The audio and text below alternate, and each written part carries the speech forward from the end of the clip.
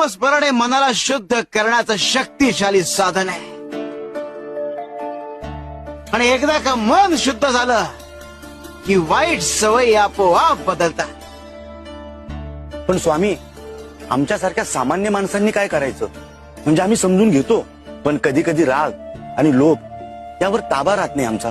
भुजंगा, राग आणि लोभ हे मनाचे दुर्गुण आहेत आणि त्यांच्यावर नियंत्रण ठेवायचं असेल तर आधी संयम शिकायला हवा. आणि या करता नामस्मरण हाच एक मार्ग आहे. स्वामी, नामस्मरणाने सगळं साध्य होईल, पण माणसाला आत्मविश्वास कसा मिळतो हो?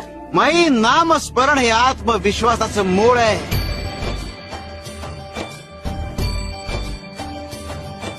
नामस्मरण केलं की मनात भीती राहत नाही आणि आत्मबल निर्माण होता.